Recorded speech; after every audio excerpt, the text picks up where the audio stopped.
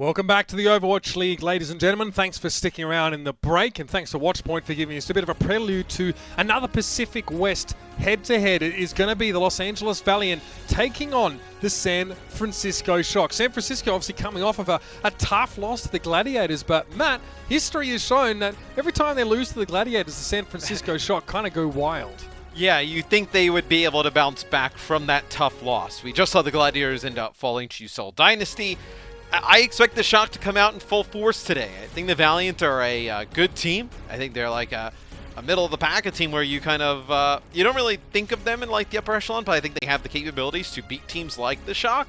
But I fully expect the Shock to be motivated after their match the other day. So let's have a look at their starting lineup, Matt. Of course, the DPS lineup is the acronym bros. It's KSP and KSF. We have Dreamer actually on tank here alongside McGravy. And then Lastro and Rain to round out this lineup. Not a lineup of big flashy names, but really strong players. Especially, I think they're damage dealers. I think KSP and KSF make a really strong damage dealing core, which could lead the Valiant to some wins. What does Dreamer in for Gig make you think?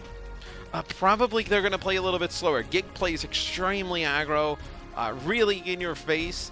That's why Johnny loves him, and I expect you'll probably see a little bit of a slower playstyle today. Let's have a look at the San Francisco lineup, though. Again, they go with Striker and Sinatra this time. Comes back in on DPS, so a little bit of a revolving door. Super is actually going to begin the series in the roster. We saw Smurf start off earlier on for them. Then we'll have Trehobin, Architect, and Moth to round it out. So still not much of Rascal happening this season, man. No, Architect, he will be in to play the support role for Violet, where we've seen more Architect in the support role. As time has gone on, some Brigitte play. We've seen him play like on in the past, and then, you mentioned we haven't seen Rascal that much. I think as more damage dealers like Tracer and whatnot are being played, it just makes a lot of sense to play Striker and Sinatra. They're very, very strong. Both of them. I mean, Sinatra is the MVP last year. Striker Season 1 was super close to being the MVP in his own right.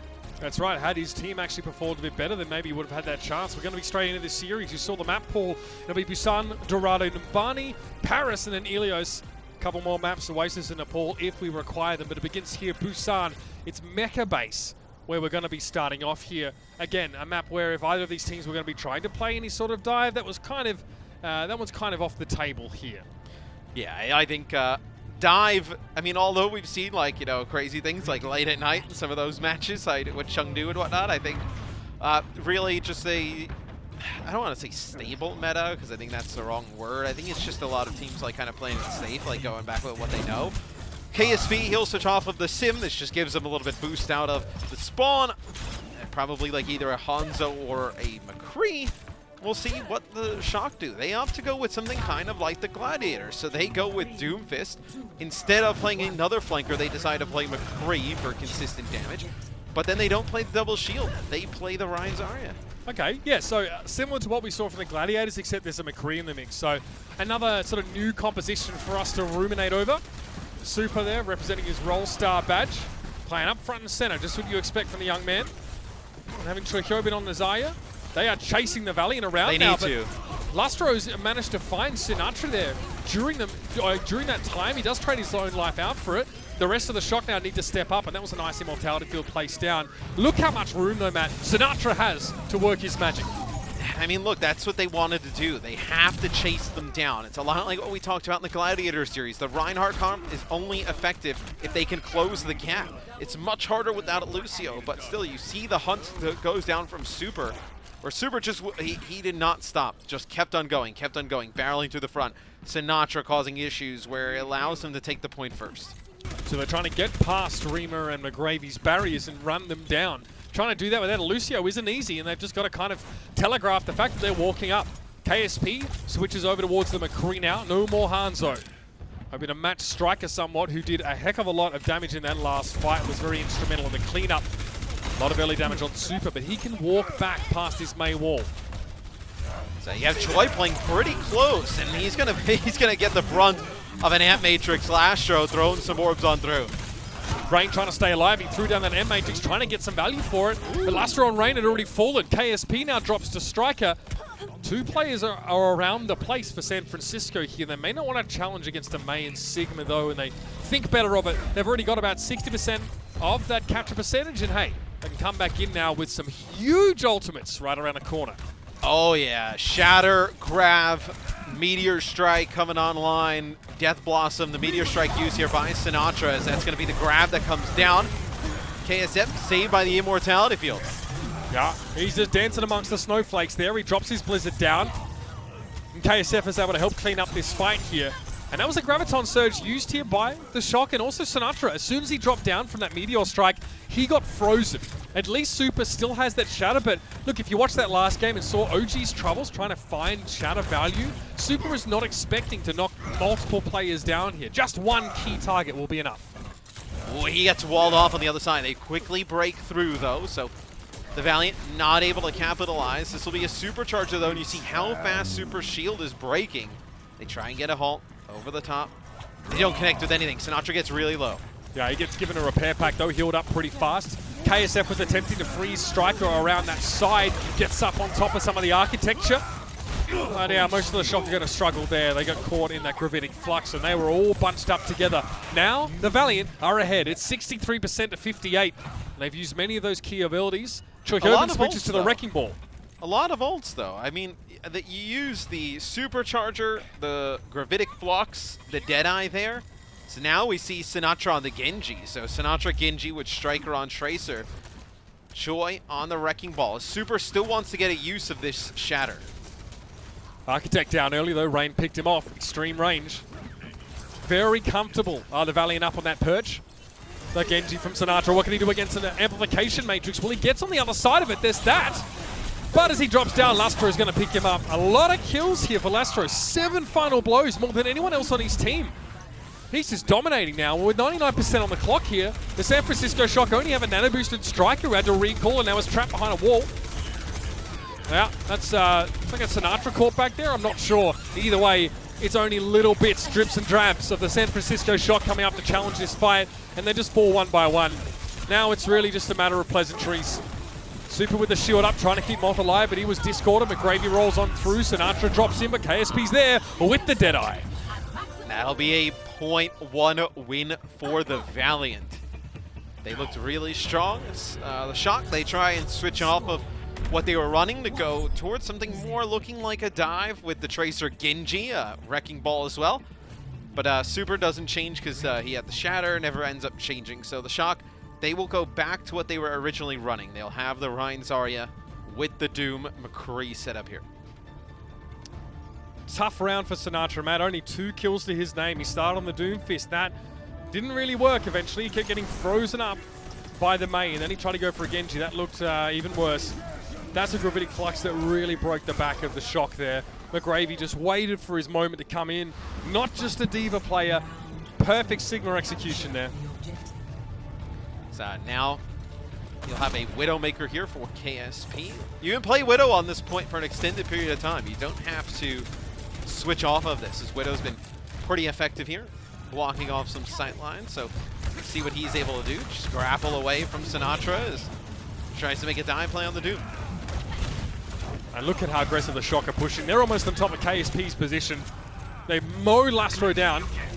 And there wasn't really much Dreamer could do except just look on and you know, cheer on Lastro as he tried to escape the front line. San Francisco don't need a speed boost here to access the targets, and Striker was waiting for KSF. The flash came out and heads rolled, namely KSF's. Dreamer will also be cut down now, and it's the second round. The Shock will start after a first fight win. So this is exactly what we saw in that first point, though. The Shock, they get the fight win, they get 50%.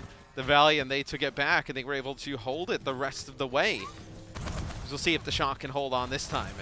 Another difference between these two teams, well, right now, KSP goes and plays McCree after Widow.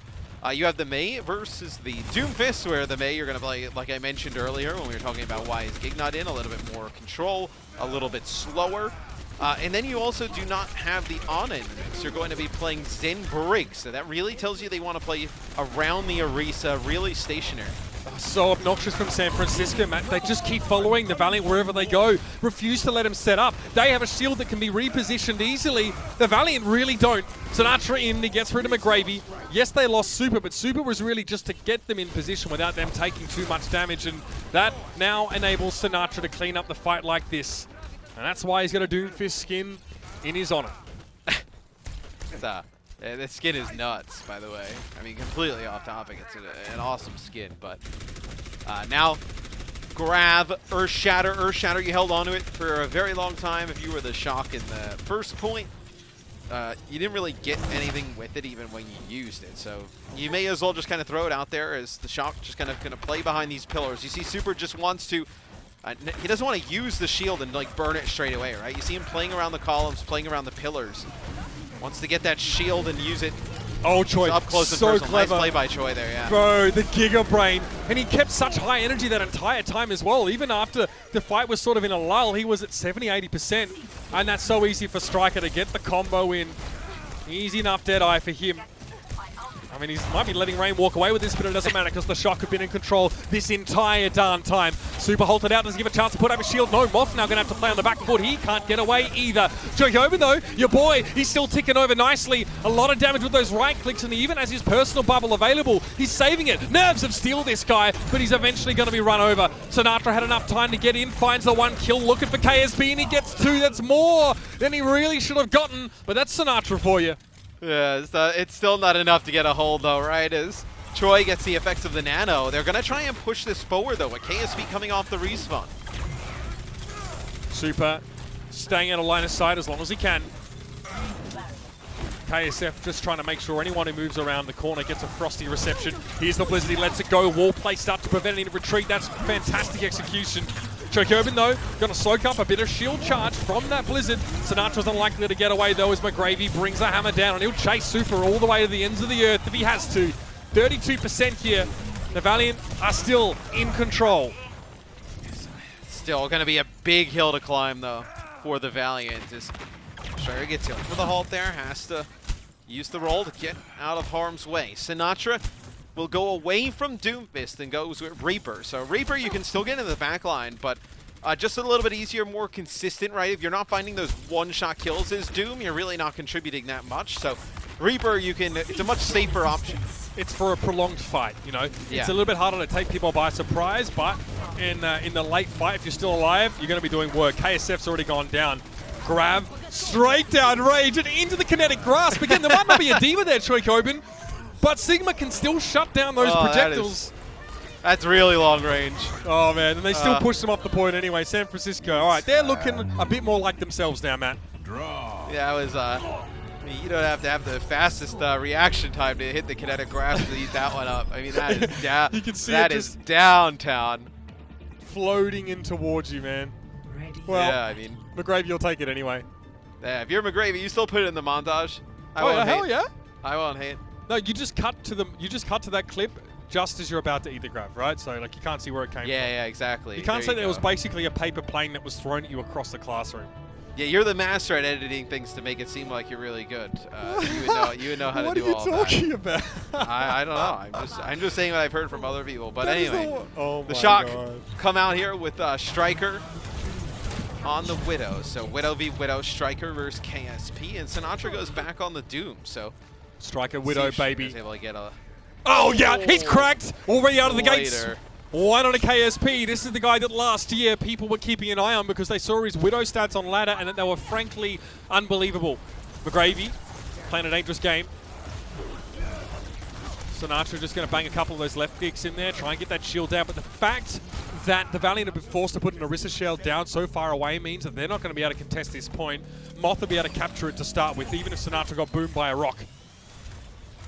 You know, that first Widow pick is massive. And Sinatra, he'll take out McGravy. A Dreamer who's going to take out Super. The Valiant making a play towards the point. As the Shock were trying to establish control in the middle of the map, and they never actually got set up.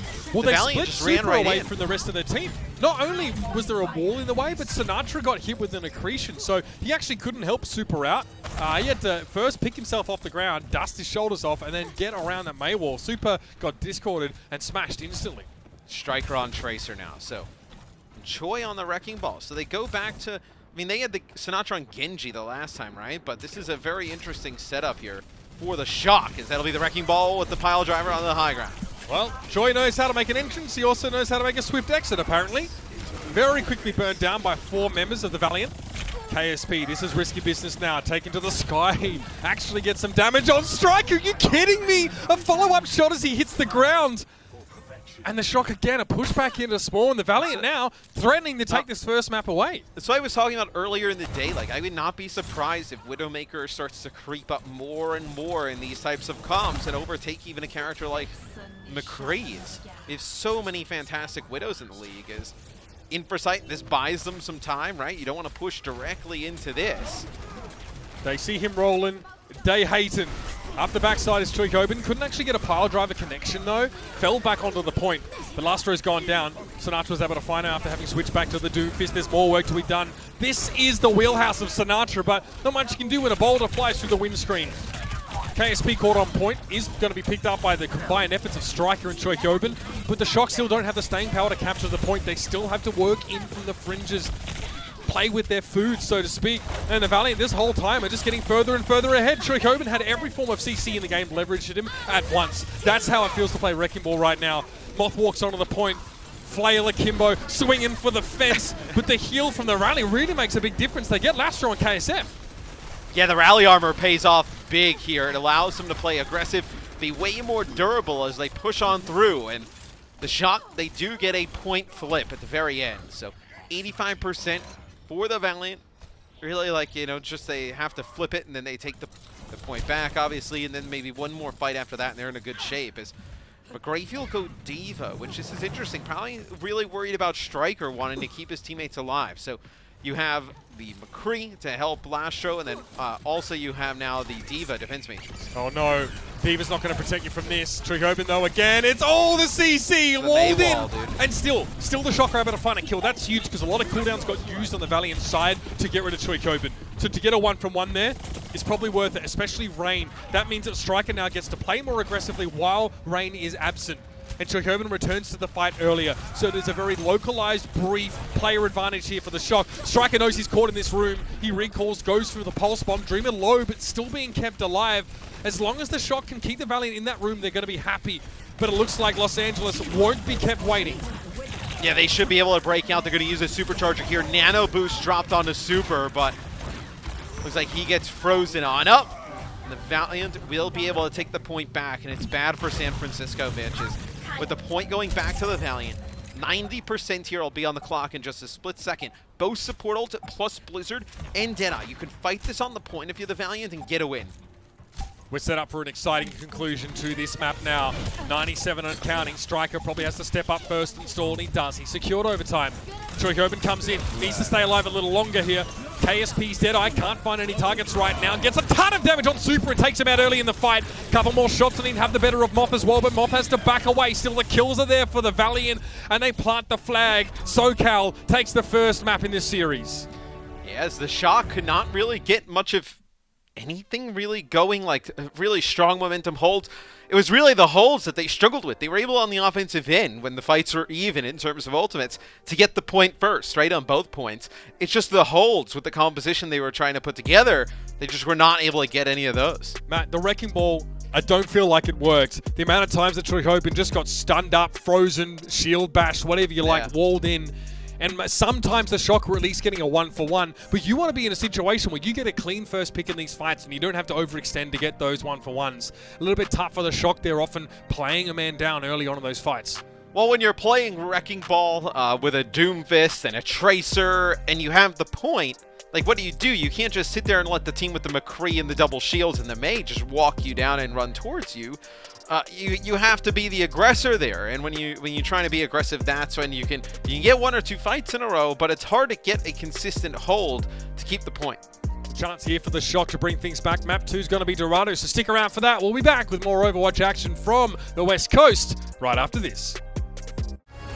Coca-Cola is the official refreshment of the Overwatch League.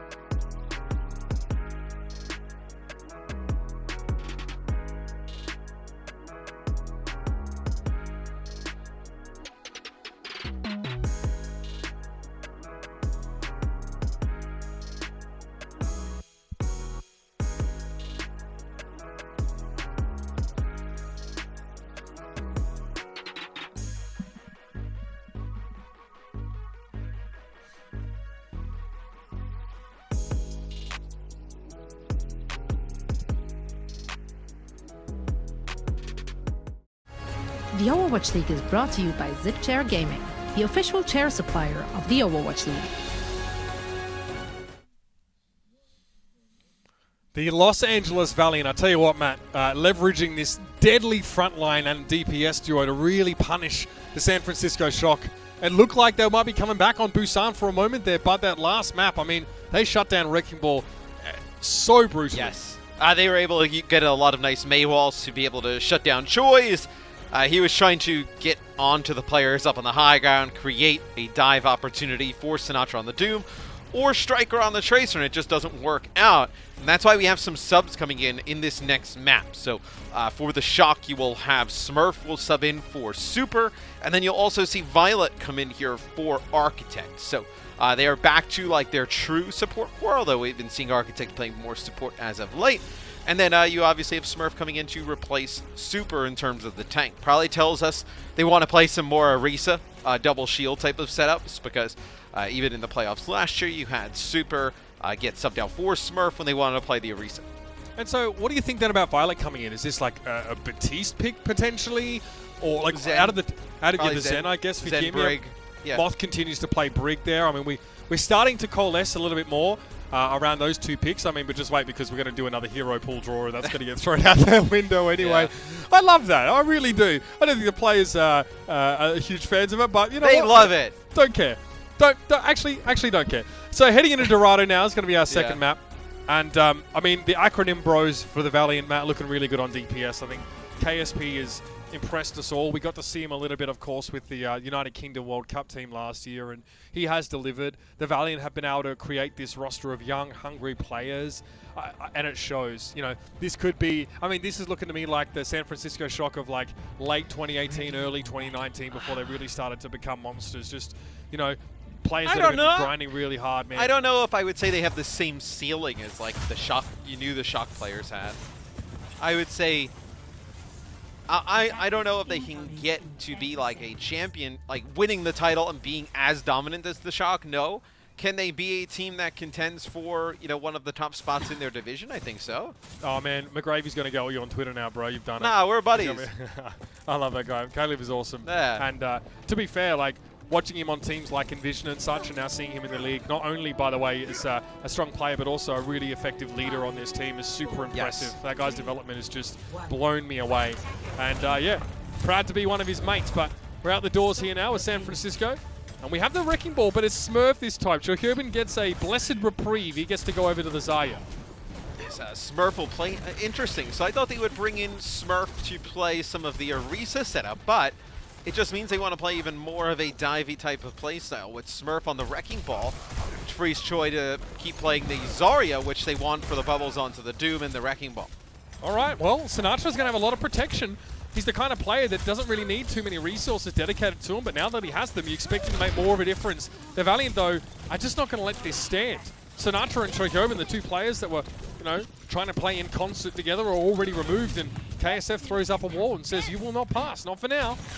And it's because the comp is pretty, like, the comp for the Valiant is just, it's very, I don't want to say boring, but it's very, like, stationary, like it's kind of like your basketball team on the fast, like the Shocker, your basketball team on the fast break, like launching up alley-oops like threes. You know, the Valiant, they're moving the ball around, they're going through the offense. Like it's a little bit of like a kind of a boring kind of dance, but it's so effective. Like when you have the double shield.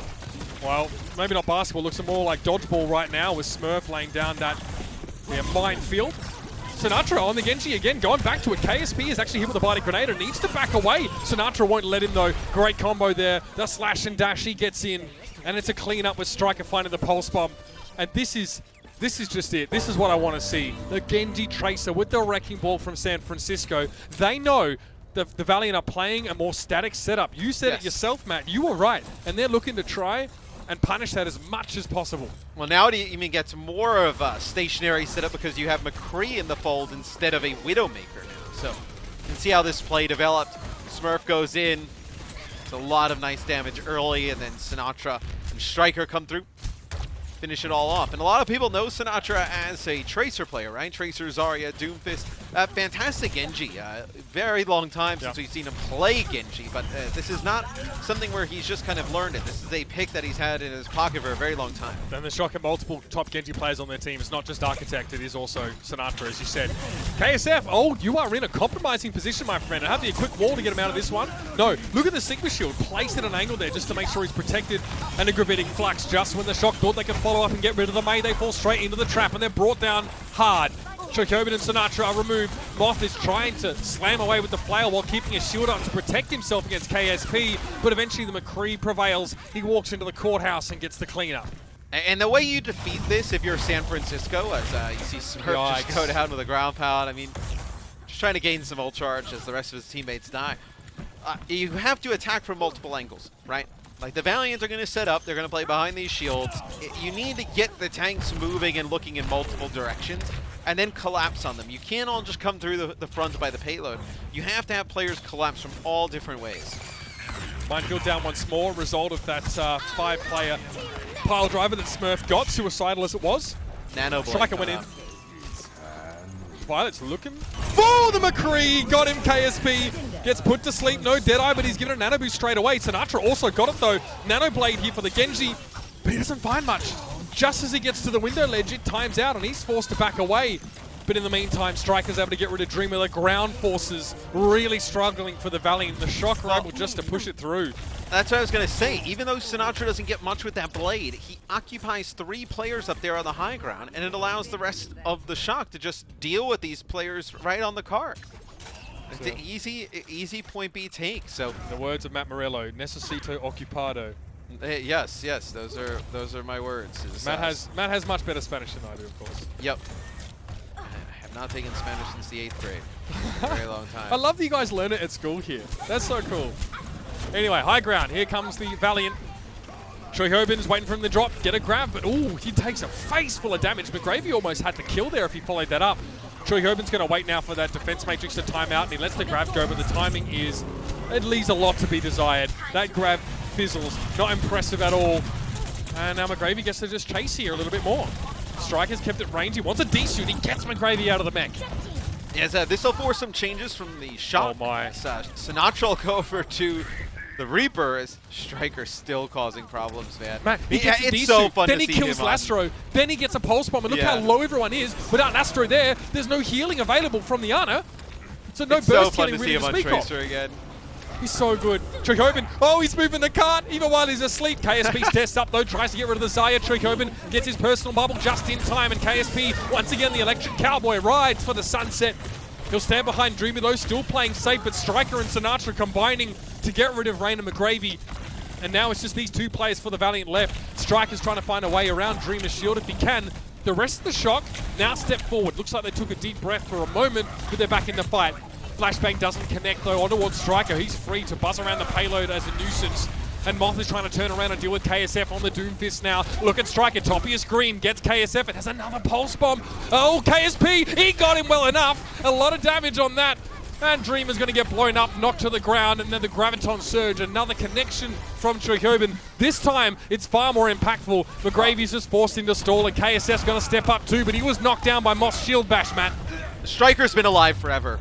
I mean, they had no way of dealing with Striker there towards the end. Sinatra with the spin to win there. Just a celebration on the cart. That'll be the Shock completing the map. Blistering pace, 2 minutes left on the clock, but if you are not going to deal with Striker and let him just live and pulse bomb and get D-max and just be a nuisance, this is going to be an extended series. You know, it's gonna go for a bit. I love the Shock are going to bring this back.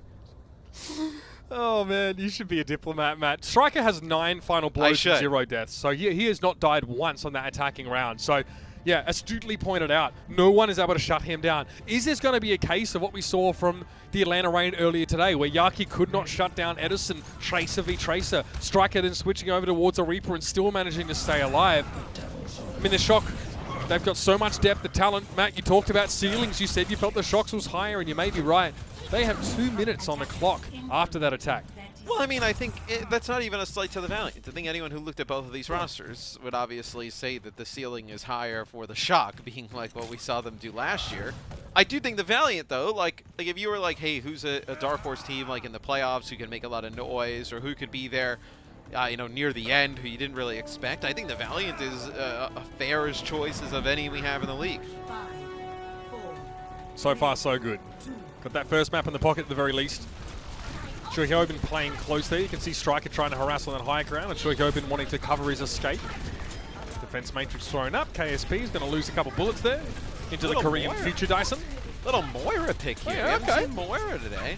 So that kind of makes me feel that the Shock really want to play. Yeah, they just want to brawl up close here and get a ton of value from those orbs. I don't know. I mean, there's not really any point in Violet using aggressive orbs here at all anyway because of the spawn. It doesn't really do anything. I think you get With Choi KSF? on the Diva again, yeah. Who stops KSF? Maybe Violet tries to slope him down, but I don't think the purple gotta be drank's going to Choi. be enough to stop him here. Yeah, there it is. KSF finally starts to strike in here, and this is a classic, you know, switch, man. You know that the Shock don't have the time or the opportunity to switch to something that punishes Pharah, so you play Pharah, you switch it if you have to.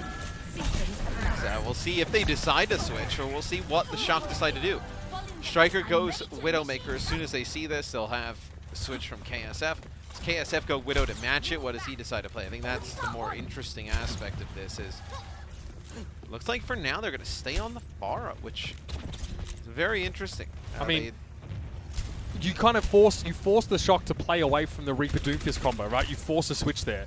I don't know if you want to go up against Striker on Widow at all. I don't even think you want to force that switch, but KSF now, this is what we saw from Jinmu as well from Chengdu last night. You have to play really safe and just work around the edges as much as you possibly can.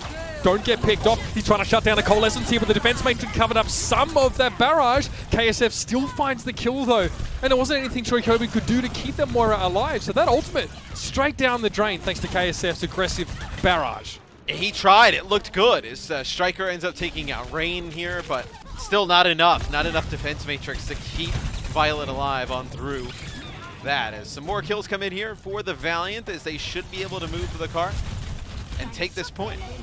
That res on Smurf, he should be able to get away. He's Wrecking Ball, one of the few heroes that probably could have extricated himself from that situation. But stay on the Pharah, why not? Striker got shut down by KSP in that last fight. The Tracer is keeping your Pharah protected by occupying the attention of this Widowmaker as often as possible. So you can stick with this if you wanted to, but they will switch the main. Give some more control on that low ground. Striker should still expect to be harassed though. Just like this. Oh dear, see you later. Oh, later, bud. Go home. And they follow up on a Smurf here as well. Maywall's in his way, Smurf. Yup, he's been there before. Choikobin looks on and goes, yup, that's what I dealt with in map number 1, bro. Meteor Strike from Sinatra is going to be defensive. Yeah, he's just trying to get out with his life. So, I mean, dying there would have been pretty tough. His Striker now will come back. Will they be able to get access to the high ground, though? Are they going to put pressure on this? Because you saw KSP look like he was rotating around, trying to make a play on him. Striker gets that kill on KSF there, but they've lost that Ana. Fortunately, Moth is using Rally currently, even if he's sleeping. That is obviously still in effect. So there's a decent amount of healing right now. But this is a tough job for Striker, man. No one really wants to be here. Striker is able to grapple up to the high ground now, but Sinatra's down to McGravy's bomb, and I think the Shock just have to take a hard reset here. But look at KSP just hunting down Striker. Like, we were on with Striker for a while up on the high ground, and then he grapples away, and KSP just tracking him perfectly. That's how you want to play it against that Widow. The Widow has no impact there. Matt, his second half has gone for like 4 minutes less than the first half, and KSP has already equaled his kills from the first half. So he's now up to 13 final blows. Sinatra has 3 final blows for the entire map. You need your superstar to be firing, and that's not it. Smurf down, switch to the Reinhardt, maybe wishing it was super right there, but nothing the Shock could do. And that's what I talked about in the pregame. I think these damage dealers for the LA Valiant can really make an impact this year in a way that, like, a lot of teams are kind of, they're built around very strong, like, support cores and tanks. And not to say that the Valiant don't have that, but the Valiant have tremendous damage dealers. And I think you combine that with, like, Gig, Dreamer, McGravy, and then the support core. That's where they become a very dangerous team. Now the Valiant. This is a strong position. This is This is really hard to break as McCree Doomfist. You just had to bust the shield down, and even then, you're probably not too worried about it. Okay, Electric Cowboy, KSL, oh, Sinatra, he just went face first into that flashbang. KSF had enough damage on that one to get rid of him. And then again, the Shocker going, well, we can't contest. We can't drop down because the McCree has the high ground. And if we just go to the cart, we give that over to him, let him do whatever he wants. Let him Deadeye, let him flash us, let him just pick our heads off. This could be a big pulse bomb. KSP in, gets Violet, that's big. A lot of that healing once more is gone, and the pressure starts to mount on Moth. Sinatra's able to find Lustro, so both teams are without their Arnas for the time being, but look how close the cart's gotten. Dreamer goes for the supercharge, just tries to extend a little bit further, trying to get a bit greedy perhaps. Moth just knocking KSP back, but it's a matter of time. Moth is kept alive by a biotic grenade from the direction of his own spawn, and that's a Graviton Surge. But McGravy's able to resuit inside of the grab, and Striker now needs to try and come for a flank and clean up. KSP goes over his head though. Now he's trying to deal with this Tracer, and KSP, his 18th final blow. What a menace he has been. But finally the Shocker are able to slow this down, and yeah, I mean, the Dilmar dunk is reasonable here, Sinatra, but you guys are behind in time. Tactical crouch there. See it. Coming in from Sinatra. But Limbering up. They'll be ahead in terms of time bank, right? Just from the sheer fact that the Valiant just getting back to the card will take a little bit. The Valiant makes some changes, so they're going to be behind in some key ultimates here as well, Mitch. This one's going to come right down to the wire. Oh, yeah. The Valiant have lost that lead. And now they need to make up some time without ultimates, mind you. Okay, on the low side, McGravy just went through that small corridor, so he's in a flanking position right now. Sinatra, I think he just got picked off a long range, Matt. Smurf, Sinatra both down.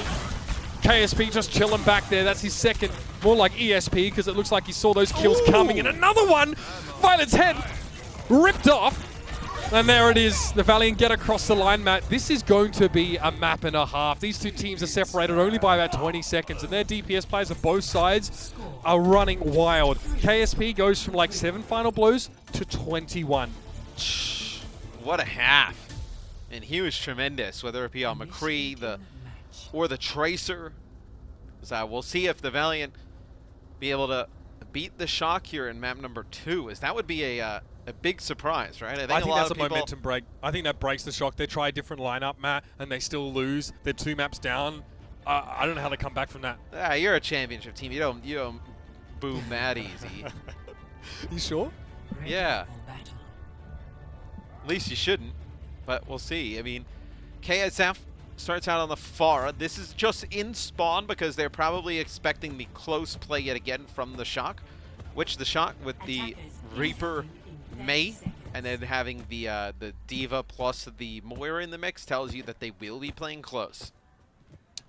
KSP is actually very close to a flatter deadlift at the moment, Matt. And Sinatra only has 6 final blows across the entire map so far to KSP's 21. There's definitely some domination occurring in the DPS department. It's coming from a Brit, of all people. Oh, God help me. God save KSP. Let's see if anyone can save the Shock, though. Out of the gates come the Valiant. A Sonic Arrow just to check where they're playing. So they use the Sonic Arrow to check where they're playing. They landed on this first high corner, so they don't actually see them. It's like KSF just sitting in the spawn, waiting to hear what his teammates see as they round the corner. This time the Shock don't have the ability to play close. They take the Moira here still. Why the Moira over Ana here, persistently? If you're going to play close, you're going to play just around the Reinhardt and the Diva. You love the Moira's just raw healing output.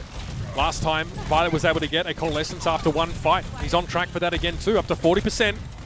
Biotic Grenade could be problematic. That one did connect, but Lastro goes down. He's punished for that. Smurf gets rid of Lastro, but is traded out. Sinatra. No ice block available right now. He's playing very dangerously, and KSP catches him. The wall was up, and Sinatra wasn't ready for that, and that's an important pick. Get rid of the May. Makes it harder for you to control their space, and with Chohyobin sleeping on the job, Defense Matrix won't save him now. Yeah, as they deal with Choi's mech. Still, it's taken a little bit to get the cart moving here, so this is a fairly successful hold from San Francisco. Dreamer deciding what he should do. Should he switch? Should he stay? He'll decide to stay on the ball. Is now with the Wrecking Ball, Diva, Pharah, this is a very aggro composition. Yeah. There's no shielding at all. Lastro has to be extremely careful. You can see he's playing on the corner. He has to create ways to block line of sight because there won't be any shields for him to get behind. Now, I wonder I wonder if the Shock see this or realize this and make a specific move to try and counter that.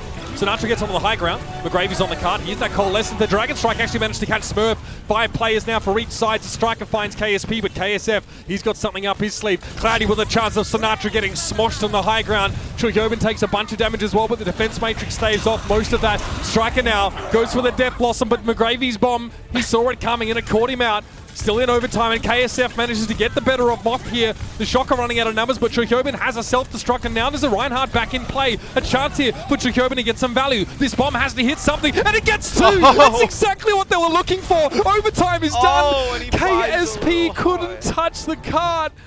And that was a crunch 9. That definitely was, but Chuyoben, he definitely made it hard for the Valiant.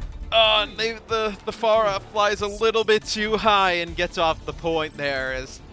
you know, maybe for KSP, I think it was KSP, was behind the cart there, playing the Hangzhou. He was not able to leap to the cart in time. KSF flew a little bit too high there. But still, it's the Choi 2K with the self-destruct that sets that all up. Oh, that is heartbreaking. It was literally Chuyoben and Smurf. That was it. Let's see a replay of how this bomb went down. Look at this placement. It's high in the sky. But look who it affects. Dreamer thought he was safe. You ain't. That placement to get the bomb inside the doorway on the left is ridiculous. What do the Valiant do here? Do they play close? Do they play at a distance? What is the play here? I think they almost have to concede like the not concede the choke. I think they almost gonna have to play like old school, kind of like high ground, and then rotate back to the choke. Because I think if they play too far forward, I'm not exactly confident without Lucio in the mix, you get a second fight. You're exactly right, and sort of the card is maybe a little bit too close to the enemy spawn for them to get a second fight even without Lucio. You can get a second fight obviously here. You have to be quick. Let's see how they do it. Maybe if they can back away after taking some casualties and not just get staggered out. A lot determines on how the Valiant respond to getting a player picked off here. And that will tell us exactly what's going through their heads. We've seen holds from here before. NIP used to do it all the time. Sinatra shielded up, down. Okay, it's a 1-for-1 trade though now. This favors the Shock still. Smurf will play aggressively like that. He doesn't care if he charges off the map. They've got rid of Dreamer now. The Valiant, they're committing. They're hard committing to this now. A couple players, their supports are trying to get away. Sinatra is on the Symmetra here now. We'll see what he does with the Sim. So you could just kind of get some turrets set up right around this underpass. It'd be very annoying to walk towards. Also the speed, right? It slows you down a little bit as Dreamer goes on in. Fantastic body grenade. That's a kills the kill there on the Sinatra. Pile driver came on in, but it's a 1-for-1. Dreamer's down. KSF gets himself the nano boost, but Moth actually stuns him straight away, so he doesn't have a rocket punch for a little while, and Smurf somehow catches Lasser on the fly through. Smurf is going to make his way back to the car while swatting at this Tracer, and the Shock have come up with the answer, Matt, and they've come up with the goods. They switched the lineup for this map, and it works. Get themselves to 1 apiece in the series after an exciting Dorado. Still, the Valiant played them very close. That is not an easy map win there for the Shock, as KSF and KSP have still been playing great today. As you know, the Shock, they do make a lineup change. Does it like make a huge impact? Not. I mean, Smurf was able to play the ball. I guess that's the biggest change in terms of like, okay, they're going to play like Smurf on the main tank to play the ball, maybe some Arisa. He still had to play a significant amount of Reinhardt during that game, so that's something we saw Super play in map number 1. How though? How did the Valiant look though, Matt? Sorry to cut you off. Without KSP getting 25 final blows out of the team's 58. Oh, it's a much different game. But I mean, we can't kind of live in a world where like, hey, if KSP doesn't get half of the kills he got, what happened? Of course, it would have been a blowout. Like, sure. Yeah. Well, Sinatra had a tough one there. He had a difficult job on the Doomfist trying to deal with a lot of that CC being leveraged at him there. Only comes out with 6 final blows, but you don't care if you're him, right? You win the map, your team gets you over the line. Striker steps up in a huge way in that second half, or when we went towards that time bank overtime. Yeah, no, Striker was big in that one as well, as Sinatra looked much more in sync, and then towards the end, Violet came up with a big biotic grenade playing the Ana, so it's good to see Violet back in the lineup. Well, it's half-time now, so we're going to head over to our friends at the desk and discuss some of what we've seen so far. And when we return, the second half of this series will continue. It's one apiece here in the Battle of North and South California. We'll see you after the break. The Overwatch League is brought to you by T-Mobile. Rank up with America's first and only nationwide 5G network. And by State Farm. For auto, home, or renters insurance, like a good neighbor, State Farm is there.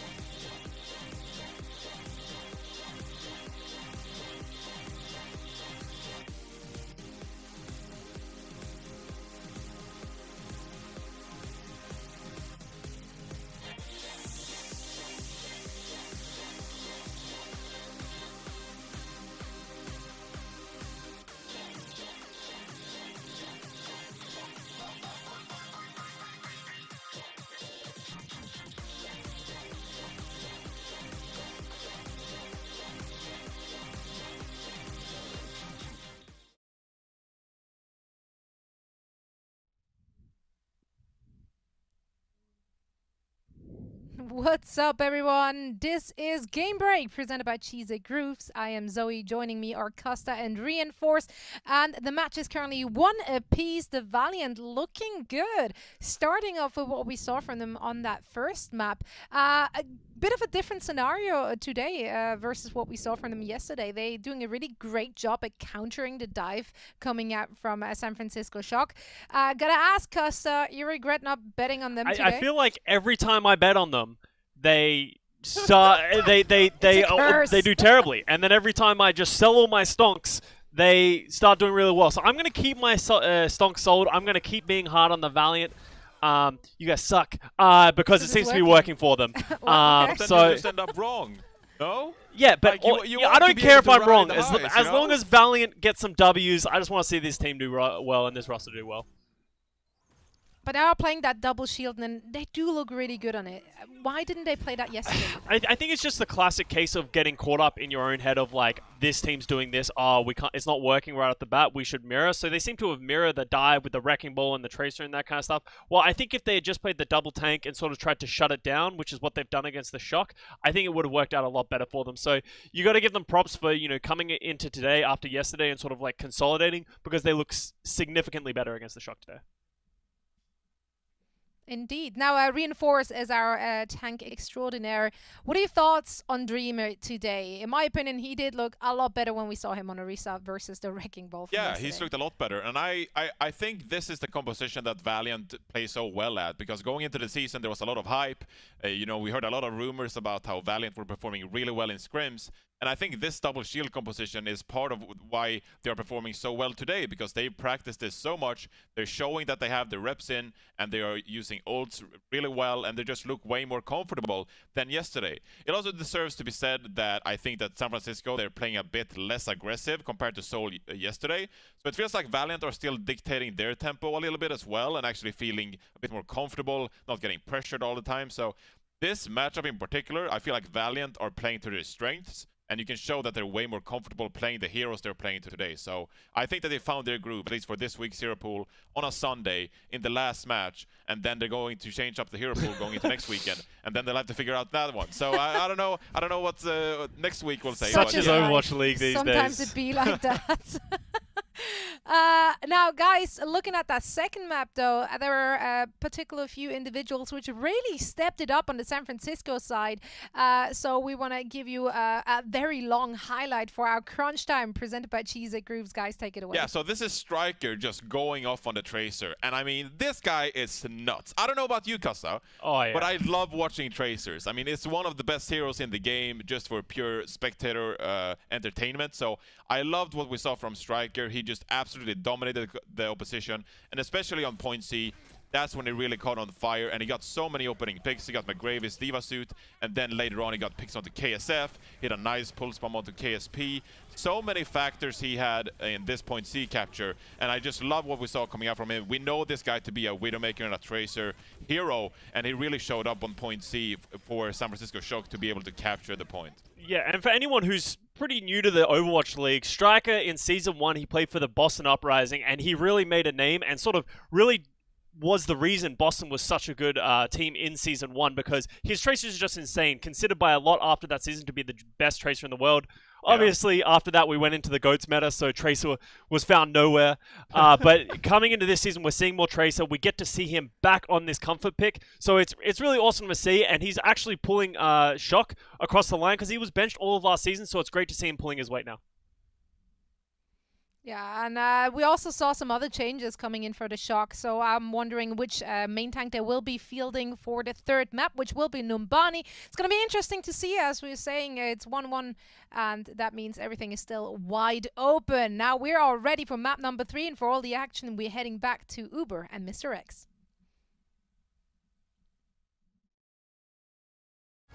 The Overwatch League is brought to you by Cheez-It Grooves. Deep flavor, deep crunch. It's a mind crunch.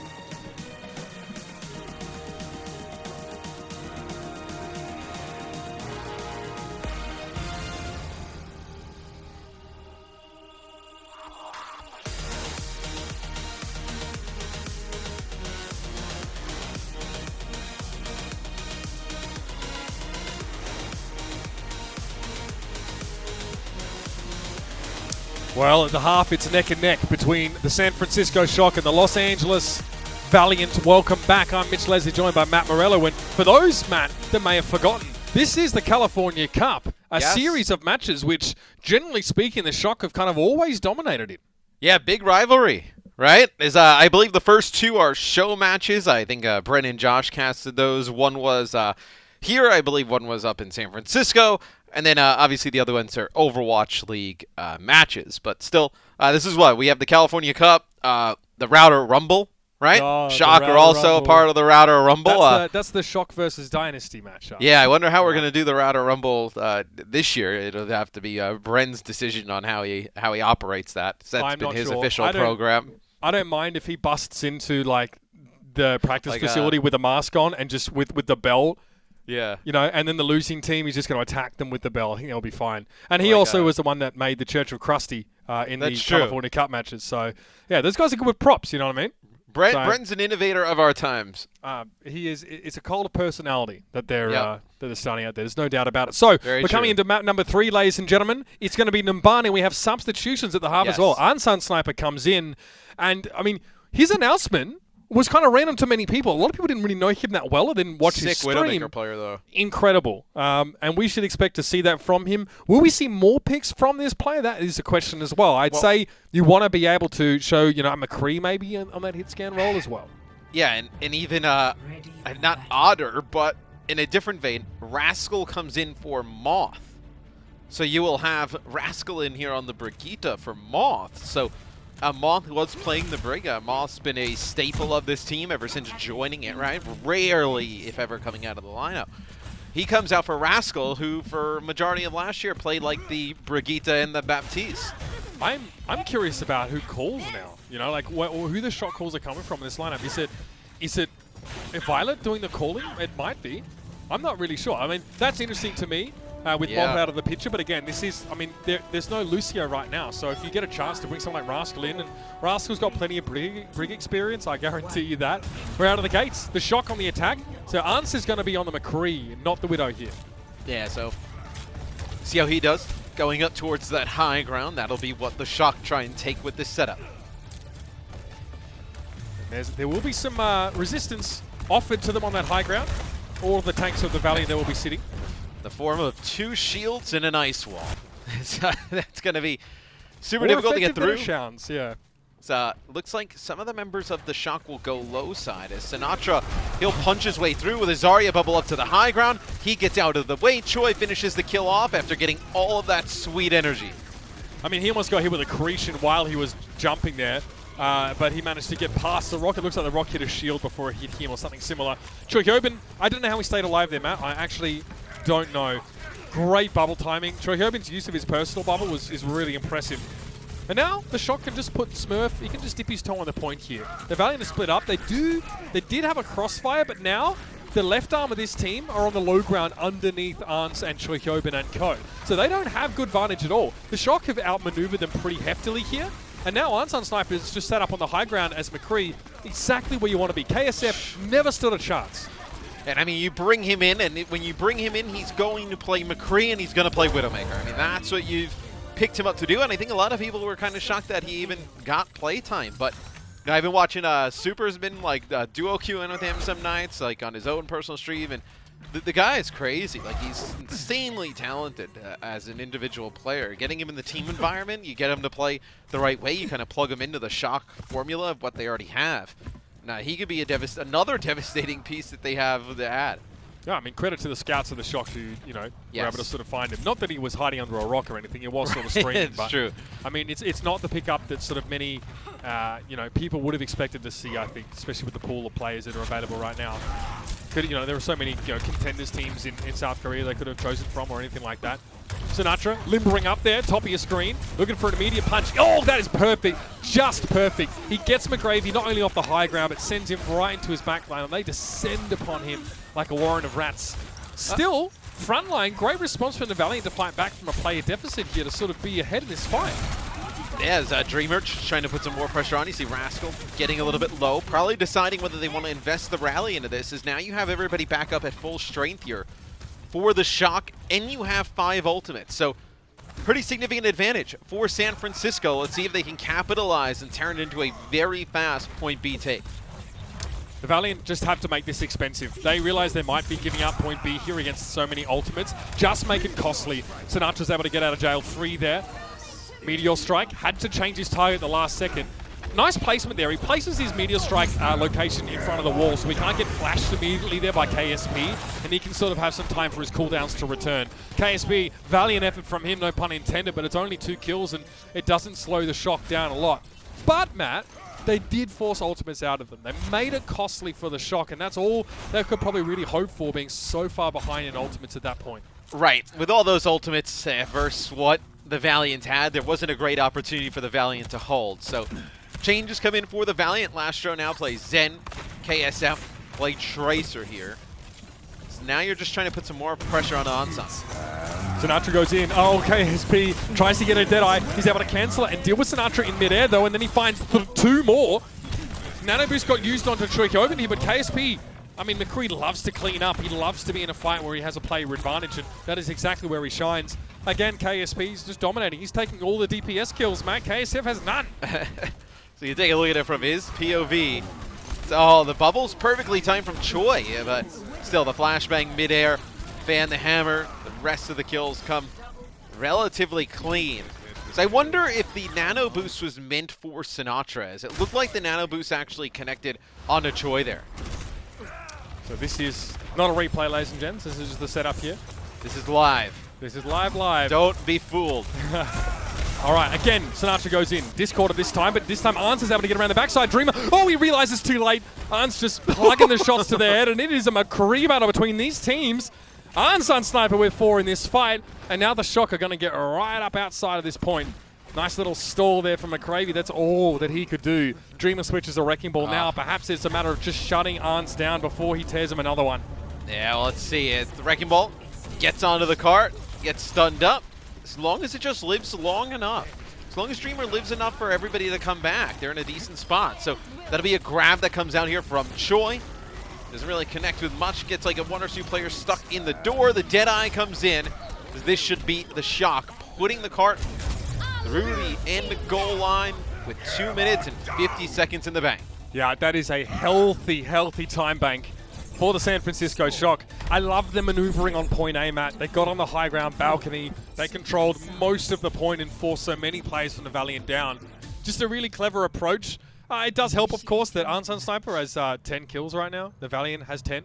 So, you know, he has he's kind of dominating on that McCree, and it really started to come alive in the final moments. You saw he started to flank a little bit there. If he's willing to be a playmaker, if he's willing to be the aggressor, the instigator, you're getting so much value out of this guy who, before this season, by most Overwatch fans, wasn't really known. By the time we're done here, everyone will know his name. Absolutely. So, see, the Shock play anything different on defense? It looks like pretty much the same outside of Rascal play the Baptiste. This will allow them to play more around Ansan up on the high ground, playing the McCree, right? Now you have the Immortality field. You just keep him alive and let him just keep shooting heads, right? Been a tough one for McGravy so far, Matt. The way the Shock have played, it's been really, really hard for him to actually get to be aggressive. He's spent so much time just trying to keep Dreamer alive, prolonging that Orisa shield, trying to prevent any sort of flanking. The thing is like, if you're up against a Tracer or Genji or something like that, it's maybe, you know, you have more opportunities to shut down flankers. But when Sinatra flies on him with a Zarya bubble, your accretion is useless. And Ansan is not going aggressive. It's just Sinatra. And with all the resources that he's getting, Sigma, with all of his massive kit that does so many good things, it doesn't really do anything, you know, on the grand scheme. So yeah, the Valiant try and pressure out the high ground. So they don't have the Brigitte in either. They run Baptiste Zen. So a little bit of a different support for the Valiant here. His Immortality field's very good over here on the high ground. Flashbang over the shield. They're able to deal with Smurf. That's centimeter perfect execution, Matt. The wall covers up that gap, so there's no way that Smurf could have escaped, and it makes it impossible for people on the other ledge to see them. So Arns can't do anything. Like, he can't stop this push at all. I mean, I thought the Shock definitely took gold medal for the best point A attack, but the Valiant just one-upped them.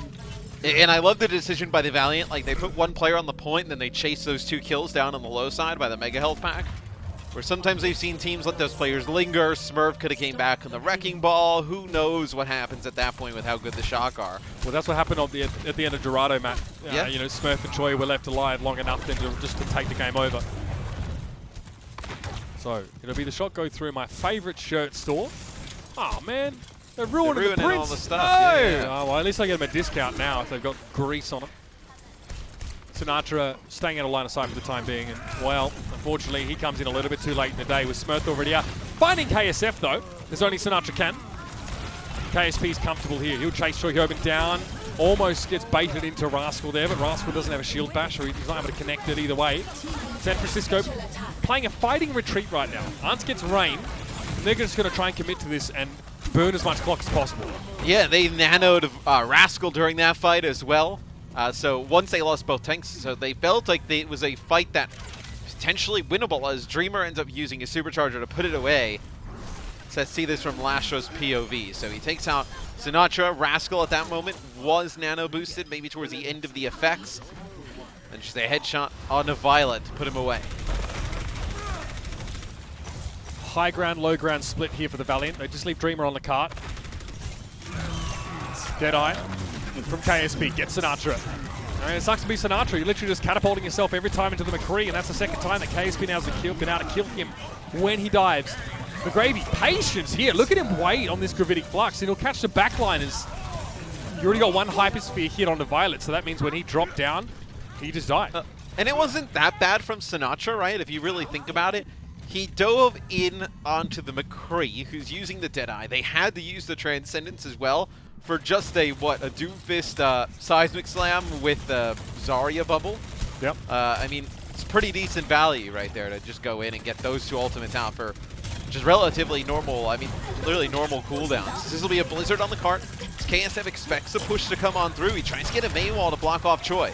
Yeah, the ball was a little bit late. Had KSF placed it down before the Blizzard, he might have actually caught those two players, but it may not matter here. A Graviton Surge out of what looked like desperation from Churyobin has no follow-up whatsoever. Smurf has to now go back to spawn, and look at this time bank. This is one of the most egregious time banks I've seen on Numbani. Don't have Troutman in my ear to tell me if it is the fastest, but it is exceedingly quick. Smurf, well, he was discorded, frozen up. KSP now just wants to try and play from this back line here, but he's pressured down by Violet. Being kept alive, but only just. Smurf tries to come in and capitalize on that damage, but it's not enough. So you still have a Transcendence coming up here for Lastro if you need it. As Supercharger comes through, Transcendence really just kind of a victory to keep everybody up. They get 320 in the time bank. Very good push there from the Valiant. I mean, Matt, from start to finish, they just look so good on this map. They won up the Shock over the entirety of Numbani, I'd say. 1:20 extra in the clock. It's not top 5 time this time bank, so there have been faster times, but, you know, we've had a lot of Overwatch over the years. How would you know if it's in the top 5 or not? I got it in my ear, actually. I mean, those people could be lying to you. You never know. They could. If I can't trust my producers, then who can I trust, right? True. Yeah. You could trust me. That was about I don't know, 8th all time. Probably sitting around 8th. I would trust say. you. Oh, that's yeah. You trust me. I'm a numbers expert, guys. Trust me. That was about 8th. So it feels somewhere around 8th to me. Yeah, and if you guys are wondering about upcoming patch changes as well, Matt does all that. So you just ask him. Yep. I'm the one who keeps buffing May. No, Yeah. I'm not. Yeah, that's it. We can't keep buffing May. I mean, you know, when I was watching KSP, I was like, man, it's so fun to watch these McCrees, and then all I can think about in the back of my head is the hero draw that's gonna come. And I'm like, oh. No. That's not going to happen. No. Don't worry about it. It's going to be Tracer. Tracer's going to be able to pull. It's fine. Oh, that's even. We're not drawing it this time, bro. True. It's not us. Yep. All right, out we go. Blame other people besides me in the sideshow. So for Shock now, they had to look further ahead than just this attack, actually. They have to assume they're going to capture point A at least, and they should already be thinking about their defense, because with the amount of time the Valiant have and how effective they were at capping point A, this game's like modern NFL match. There's 0 defense. Wall thrown up. Smurf again is caught, but the bubble from Churyobin prolongs his life, and ooh, this could be dangerous now for the Valiant. Another great pick from Lastro, though. As soon as Smurf starts swinging the hammer, Lastro's playing an off angle. There's no Ryan shield there to protect the backline, and Arns gets domed. It still is dangerous for the Valiant as you They get 3 overcommitted. players drop here. I don't think they committed fast enough. That was the thing. They had both tanks split off, and then they never went all in on it. And they just allowed these players to linger for a while. Sinatra with the melees there. Choi with the help. They take out Dreamer. They should be able to at least get point A. Dreamer taking so long to die actually hurts the Valiant. That Yes. staggers their Orisa, their key player, out for much longer than anyone else. And you can see them trying to get in position. They're not going to get there in time. I think, yeah, KSP is in the back there, and so is Lastro. And I think they thought they had a chance, but no one could touch the point. There's no Tracer here. There's no Wrecking Ball right now for the Valiant. They don't have a composition that can rush back to the point really quickly and try and get some overtime or some contest. Oh, and it was a nice accretion from McGravy. Actually even intended that for Sinatra, but connects with Smurf. But you lose your May, you lose a lot of point control. Do you want to keep fighting this if you're the Valiant? Do you back out and just give up some payload space? It seems like the right thing to do. The issue that will come with that is when you back up, you're now going to give Sinatra a better opportunity to land a Blizzard.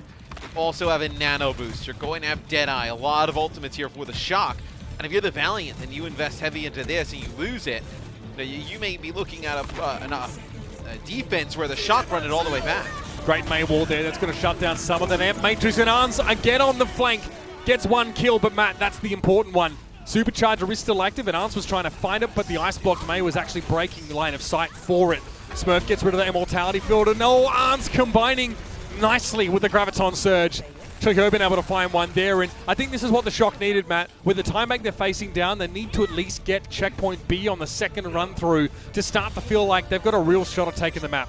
It's massive, right? Smurf moves forward. He's going to try and build up some more ult charge towards that minefield, but Blizzard Deadeye could be enough to clear the point down. And look at this. That is elementary, my dear Watson. McGravy was there, but he didn't want to step into the grab. Now, had he stepped into the grab with that kinetic grasp, he could have shut the Deadeye down, but, I mean, it's not intuitive. Why would you do that? Ans is right. behind yet again. Oh, come on, bro! That's a crunch time! Oh, man. Oh, come on, bro. San Francisco. They step off the cart. Yeah, they didn't really need any more progress. They, like you mentioned, as soon as they got that second one, they felt like they were done. Initiating match. But they probably just wanted to play defense. They were like, oh, we're over this. the C9, Matt, though. Oh, No, the C9. no. Oh, the humanity. It's debatable. It's debatable. It's debatable. Well, we'll get a probably look at not. that. I mean, that was- hopefully in a moment. Yeah, let's have a look at this. Yep, Cart moves so up. Come on! No! The Choi just walked off, right? Yeah, he just... Maybe he thought Sinatra was going to break the wall and move closer to it. That is actually more egregious than the C9 against Atlanta Reign in the playoffs last season. That's... well, I guess the map doesn't necessarily ride on it, but hey, if you're the Shock and you get boomed on point A, you're going to start thinking of what could have been. I mean, they were in a really bad situation. I mean, the other Get out. They the had Valiant 6 players, bro. The Valiant had Blizzard. They had a Deadeye. Like, what are they going to do there? They have no ultimates. They could at least wait for the Valiant to use those ults before they step off the damn cart. I was going to say, I was like, all right, so what? Would you like them to get off the cart when they Blizzarded and then lose, or would they get off the cart because there? then it's not a C9. If it's forced, it's not a C9. True. You know what I mean? And then I wouldn't be whinging. So you just want the fan service of a C9, but you... No, I don't want the C9. I want them to get forced off the cart. Because, like, as far as your fundamentals are concerned, that's the correct play. It's like there's people that say that you never lose if you never try. It's like, well, come on. Yeah. Anyway, I'm over it. It's fine. The Shock want to brawl. High ground here. Yeah. On the May. Okay. Throw up a cheeky wall. Okay, they get the May. Now, they break the wall before the May block actually expires and get an Immortality Field. I think the Shock are going to play into this, though. They have one of their own. Much damage Smurf has an is ult putting augment. down. He's 86%, Matt. 2 Earth Shatter. That's wrong. And Choi is probably so charged up. They're just going to try and get away from this Ant Matrix. Great response. Oh, nice Maywall there from Ons.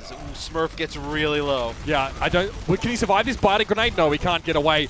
That was an incredibly fast Batiste ultimate there, though, from Rain. Because they get an Amplification Matrix so early on, and you can't blame the Shock map for trying to brawl there. But when the enemy Batiste gets so much ult charge so quickly, you have to step away from the doorway. The Maywall's going to get cracked instantly. And Smurf, I mean, yeah, he got towards his ult, but never actually quite got it. Could have been nice in that close quarters. Where is Violet going here? Violet's catching the spawner.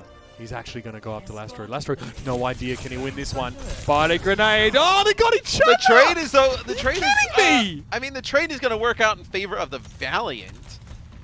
Yes, because now Lastro spawns Oh, wait, close instead of what? far. Okay, big shatter. Great play from Smurf. Rain down, kinetic grasp here from McGravy. He's not going to block a charge. Smurf is too large to be slurped up into that. And now a Zarya bubble on Smurf. He needs to be ready to put his shield back up, but Sinatra's there. And I mean, they reclaim momentum in the way that only San Francisco can. That shatter was big. It was like 4 players there on the card. Didn't I just spend all day like making excuses for Reinhardt's by saying it's impossible to get shatters because you're going against double shield comps? Who? Me. Ah. No, Yeah, you it's did. fine. You didn't listen, that's why. No, you've been making those excuses all day. Yeah, true. KSP on the high ground though. Can't make use of the Amp Matrix for the Deadeye, but just is in a safe spot to do a ton of damage. You see Rascal's Immortality Field was taken down. Now the Shock just like double down, commit to this fight. And they might actually be able to do something with it. If Choikobin didn't get frozen there was a ton that could have been done. The KSF inexplicably catches Violet with that Icicle, and they will win this fight. Still though, the Shock burn a ton of clock.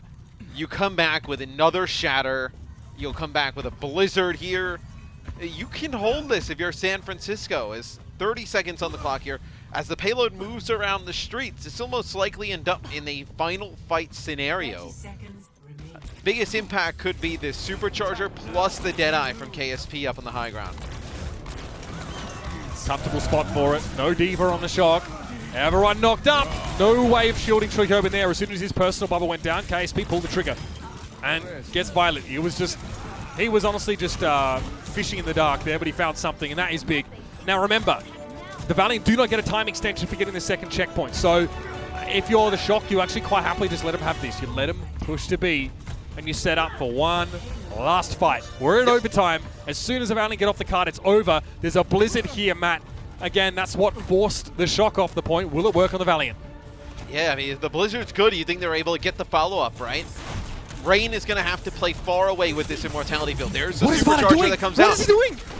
Answer! Oh no, the Blizzard gets eaten as well. Violet tries to go for a 1v1 on the high ground, but gets taken down by KSP. Sinatra gets one. KSF is frozen for now. Rascal manages to get rid of the May. Immortality Field is down, and McGravy's looking for more. Trying to find the Batiste somehow. He's so low, and Dreamer gets rid of Rascal. It's tit for tat though. Choi gets that kill. McGravy desuited. It's Arns against 2. Does he have Ice Block available? Yes. He could buy a couple of seconds, but that's it. Maybe a May wall here to keep him alive? Yes to that as well. Oh no! How does he get KSP? Random headshot from Arns and Sniper, and now there's time for the Shock to get back. That Orisa shield's getting low. Arns is just ducking and dodging away, manages to stay alive, and almost has another Blizzard. He threw the last one away into the Diva, but he has a chance now in this fight. He needs teammates though. Maywall goes up. That's going to buy a little bit of time for the Shock. Rascal's Immortality Field is taken down, but Arns is felled. He almost had the Blizzard. He would have been the game changer there for the Shock. Smurf now has to do it on his own, but it's just going to be Choikobin left on the point after Smurf is removed. Wrecking Ball down, Sigma gone, and the Valiant take Numbani away.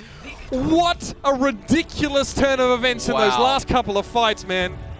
As Ans almost gets another Blizzard there towards the end. And he gets that headshot, and then he puts up a wall to keep alive, and he just kites around the corner. Like, he has a chance to really turn that. You had Smurf come back on the Wrecking Ball.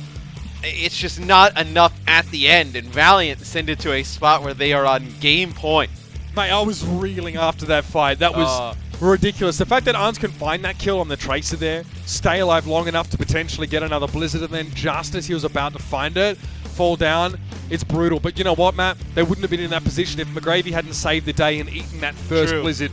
That is some individual prowess coming out from the Valiant. That is the 2020 Los Angeles Valiant team. And they're not done with this series yet, but they're set up well to take it all away. One more map is what they need. The Shock have to dig their heels in, Matt. We're going to go to a break now quickly before we jump into our next map in this series, and this has been Delivery. The Overwatch League is brought to you by T-Mobile. Rank up with America's first and only nationwide 5G network.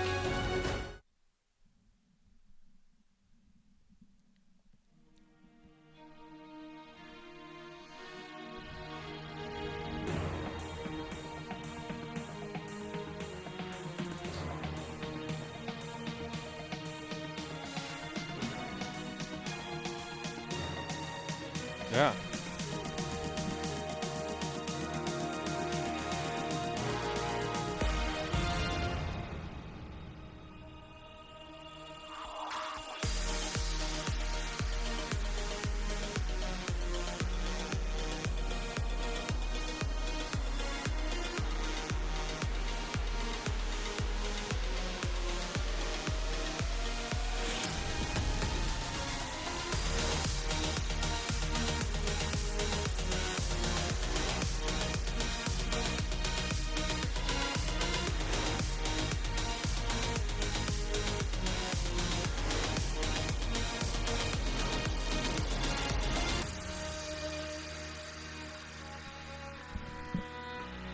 Welcome back, ladies and gentlemen, to a series that only gets better. Now, the Los Angeles Valiant are in a position here to take the entire series away. They win the second, or that second round, of course, on Numbani, and it was incredibly close. Couple of individual errors or prowess plays from the Valiant managed to get them across the line, Matt. Getting rid of the Blizzard was huge from McGravy again, coming up clutch.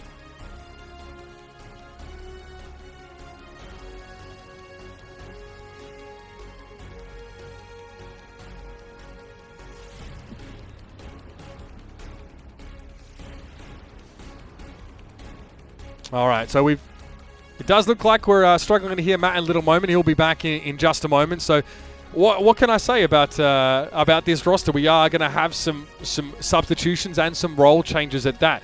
Architect is actually going to be coming in and playing a tank role alongside Smurf. So do we expect to see him on Sigma? Is this another look from the Shock? The next map is going to be Paris, for those that have been wondering. And of course, we've missed it just so much, but it's back in the pool now, back by popular demand. Striker and Sinatra will still be on the DPS side, and it will be Violet and Rascal on the support. So Architect, what's he been working on? He was always touted as a player that was incredibly flexible for this team, but we more saw that manifest as a DPS player in general. We know Architect's been playing some support, but now they have him here on the tank role. Is it going to be a standard Orisa Sigma? We are playing Paris. Bunker comp's definitely pretty popular. Maybe there's even a chance for Bastion to get some play here if people are still going to be keeping him alive and playing that old school style. On the side of the Valiant, though, no changes. They're going to be staying with this lineup, so we are just having to switch some people around in lobby to make sure that they are in role order as well as changing their particular players in and out. So we're working on that in just a moment. Okay, so it turns out that it was not Architect as a tank, but as a DPS player. So, well, I was waiting for the role switch there. So that maybe is less surprising. Sinatra, though, may be heading over towards a tank role. Does that mean we see Zaya from him? That's another interesting question. But again, the battle for LA has not been one that the Valiant have had much success in the past. The Shock have generally been in control. San Francisco already have lost one match against an LA team. Making it 2 would be pretty tough for them. I don't even know when the last time was that the Shock, have lost multiple matches in a row. So this would be, for them, pretty tough pill to swallow, I think, but also a sign of new talent like the Valiant starting to really show up and starting to, cause problems here. There's less travel involved for these teams right now. Much easier to focus on your scrim schedule and practice. And online is, frankly, it's a different environment for a lot of these teams. So I am back now, Mitch. Nice. As far as I am concerned, I am back, and I didn't have to do anything to get back. You just happened to be back. I just happened to be back. Is that one of those tech issues that just solve themselves, man? Yeah, it works really well when you hit the on button, then the off button, then the on button one more time. It's the best solve to anything. It's very interesting. When we were going through the positional changes, it was obviously different on the screen at the time, but now that I see it, Sinatra will be playing off tank, which makes a ton of sense, and then Architect and Strike will be playing the damage dealers. As we go into the next map, it's Paris, right? Does it make sense? Like, what does it mean that Sinatra's going to be playing then? Probably Zarya. Okay. Probably Zarya. They'll play Zarya, and then what you can see from Architect is he'll probably bust out like a Pharah or something, or maybe they want to play something a little cheesy with Rascal in and play something like a Bash and Baptiste setup. Well, okay, so here's my question to you is does this map sort of mean that we get to see Bastion again? Is this the only map really in the pool that he's going to get play on? We just don't see him anywhere else. We honestly haven't seen this map in so long, really, at like a high level of play, that I think you have no clue what to expect from some of the teams that have game planned on Paris. We may not. We'll have to see. Yeah, on defense here, it looks like it's going to be McCree and Reaper. So no Bastion here, even though I guess that makes sense if you are trying to play Ryan Zaya but not sort of double shield. What does this mean though? Like, okay, so how are the Shock actually trying to play this defense? What are they responding to, and what I guess are they like their main objectives as defenders? You're playing Architect in terms of like, okay, are they going to have like a Pharah or Dive? You want the McCree. Reaper can help the Reinhardt in that close brawly battle, make plays, and then Sinatra, when you have him on Zarya, he's like one of the best Zaryas in the world, so you may as well play him on it. So it's undoubtedly a defensive composition here, although not quite as bunkery as we've seen in times gone by. KSF's on the Genji here, which is interesting. But, in fairness, there is no Break here to add that extra threat. Maybe, well, okay, he's going to switch now, but maybe he would have had more of an opportunity to actually get in there and find some damage. The trick here for Genji is that trying to get ult charge at medium to long range with your shurikens is very hard with these shields. Yes. I say you can't pressure shields down with shurikens at all, really. They just don't do enough damage. No, yeah, you can't really get, and you're not going to dive in as like a Genji, like 1-on-4, 1-on-5, right? You're not going to play the dive with it, so. So, slow going for the Valiant here, Matt. They actually managed to get in around that right side. Now, the Shock have to have realized that the Hangzhou isn't with them right now, but they don't have a Sonic Arrow to confirm that. So, they do need to be careful, because if they're playing around Smurf and they're playing that left side, that leaves them open to KSP just to find a random kill as only Hangzhou's can. Sinatra's been staying well charged up most of this time, and Architect is using that little bollard in the middle just to break line of sight, whether it's from the left or from front. And now a switch up here. The Valiant going to go to the right-hand side, but Sinatra is ready for it. KSP's down. Striker gets into the back line here. It's Cat amongst the pigeons, but he's forced to Wraith walk back and away because of the Immortality field. Those are gone now, though, and he might just go back in for more. Well, I do like the decision from the Shock to make a little bit of a change-up and put Sinatra on Zarya. If you wanted to commit and play tons of Rein Zarya comps, you may as well have him be the Zarya. I mean, MVP of the league last year, Zarya is kind of like his hero. You may as well move him off of the damage dealers. You have Architect, you have Ansan, you have Striker, Rascal. You have so many other damage dealers. If you want to play the Zarya, you may as well bring him in for it, as we take a look from Architect's POV. Connects with a headshot, and then also finishes off Lastra. You have to be really careful using Exo Boots out in the open as Batiste, because you don't have any maneuverability in midair. And McCree is very, very good at killing people when they can just pop up, like clay pigeon shooting is kind of what he excels at. In the meantime, though, the Valiant, great start to this fight. Rascal taken down, as was his Immortality field, and the Valiant can just move up onto the point here. There'll be a TP into the backside, but that is super obvious. And, wow, Striker knows he's done. Yeah, he knows there's nothing he could do about that. There was no one else to take attention away from him anyway. So the Valiant come up with their goods and with point A. Yeah, you lose Architect there at the start, so you lose a lot of your damage. And then as soon as you lose, well, even Rascal at the beginning, right? And you don't have the Immortality field, and you lose Amp Matrix to even have the McCree shoot through. That's a headshot from Hangzhou, just over the wall. Yeah, it's a little bit of a peek. I mean, you still have to aim it, right? It's not completely random, but the peek is kind of random. Transcendence here for Lastro. We see the Brig and Zenyatta combo here. So different supports across here. Architect switches over to Genji. We kind of mentioned it beforehand when we saw Sinatra playing it, that it's also a hero that sits deep in Architect's pool. And Striker will play the flank. Again, he's not in a position to get a pulse bomb anytime soon. He'll just try and get rid of this Zenyatta as quickly as he can. If he can force a Transcendence now before the fight begins, even better. But losing losing Rascal at the start, not a good sign at all, man. No, it's another fight where you lose Rascal at the start. They're going to nano Sinatra to try and keep him up. But he doesn't even get a grab off here as Architect falls, as this may be a pretty fast take here from the Valiant on their offense on Paris. That's it. Yeah, nice ice wall there to make sure Smurf can't get back on the Wrecking Ball. And 3 minutes and 19 sit in the time bank for the Valiant. Not much of a resistance there from San Francisco on point B after the Valiant breakthrough. I like the idea. I think they're playing Rein Zarya, but is that a little bit more risky to defend on this map with that kind of composition? You do have to go forward. You have to get value out of that Zarya, otherwise she's pointless. Especially if you let the other team create space and gaps between you and them. It's kind of what we've been talking about a lot today, is like that space that you can create with the Orisa Sigma versus a Rein Zarya composition, where if you allow the Orisa Sigma team to rotate around like the Shock did and get towards the point and create space, it's very difficult for that Rein Zarya, especially without Lucio, to close the gap and do a lot of damage. Now if you're the Valiant, you know that they're going to be running some kind of composition built around Zarya, so they won't have a Diva, won't have a Sigma. Can you take advantage of that in any way? Well, I mean, you probably start by not playing Diva yourself if you can. Yeah. That's one way to get worked pretty easily by Zarya, but it'll be the same. I mean, I don't really see why the Valiant should change up. They're playing a defensive composition. It is very anti-dive. It's going to be hard for Architect to make much happen if he actually comes out of the gates on this Doomfist. McCree can sit comfortably. KSP's been pretty darn sharp so far. And you sit back. So Striker, I mean, if he comes, yeah, there's no way he comes out on the Widowmaker here. I don't know where you find picks except over the left-hand side, and even that is wishful thinking.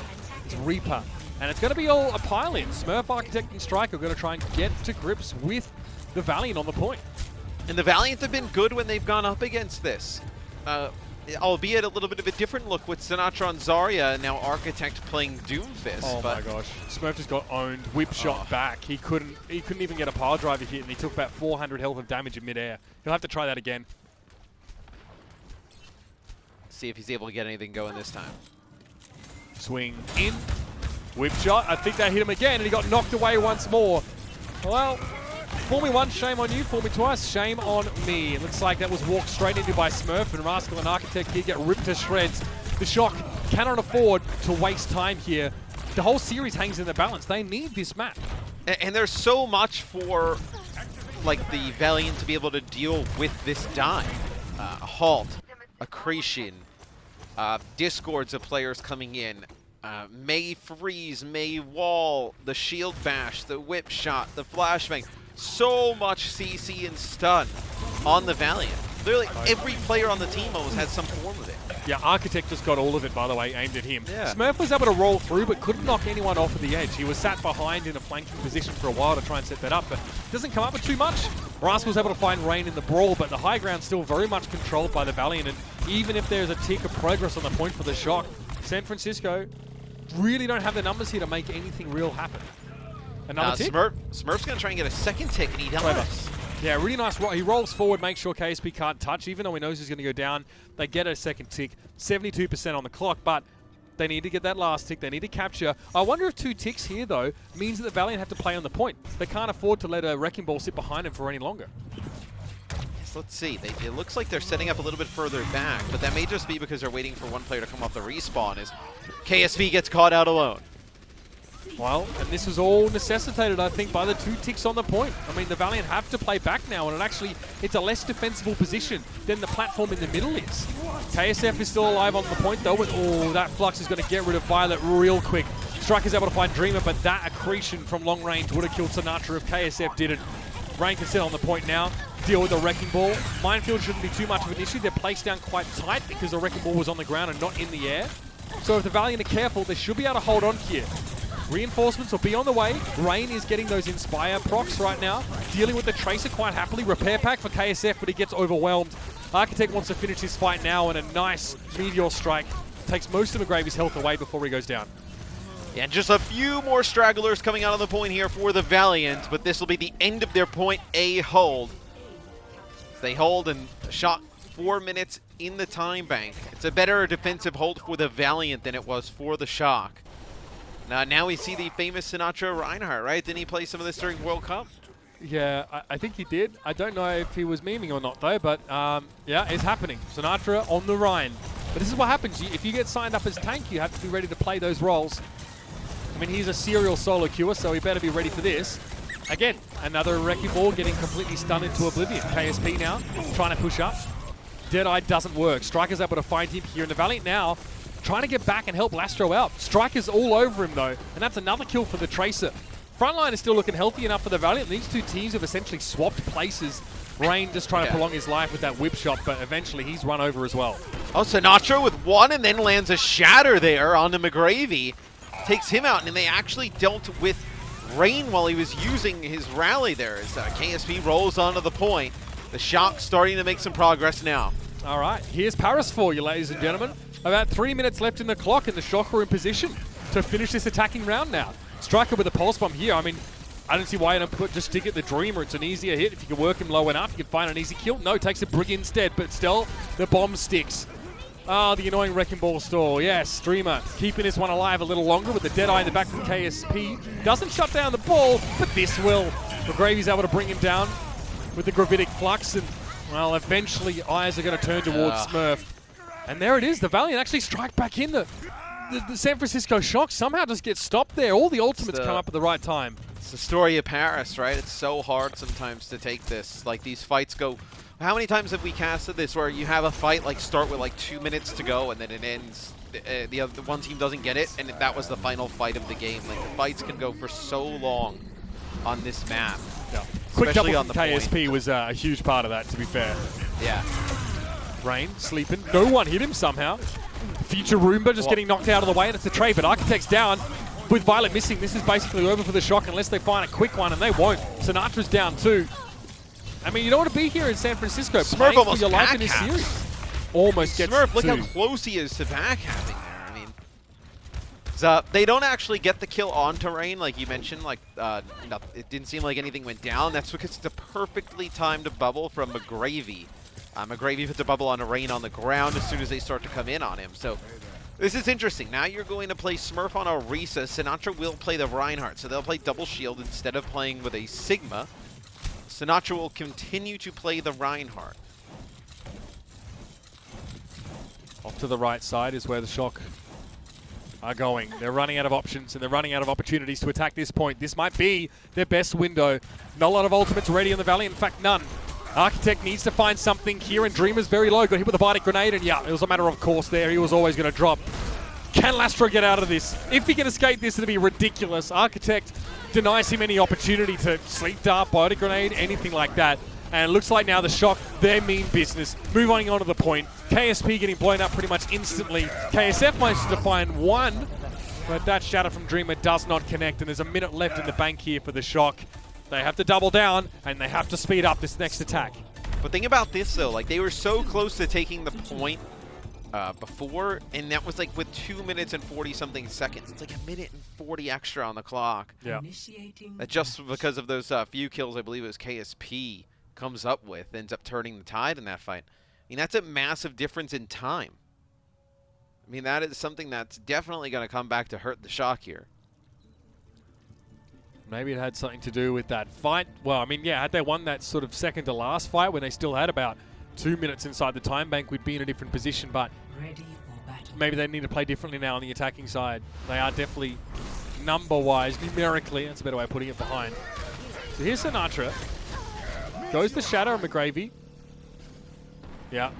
Still catches him just the edge and gets the charge follow-up there. McGravy's in a position where he's unlikely to get a Graviton Surge there. Yeah. Just completely booms the McCree. Sinatra's kind of clean, man. Doesn't really matter what he's playing. Hey, who would have thought? Put good players in the game and they'll be good. Yeah.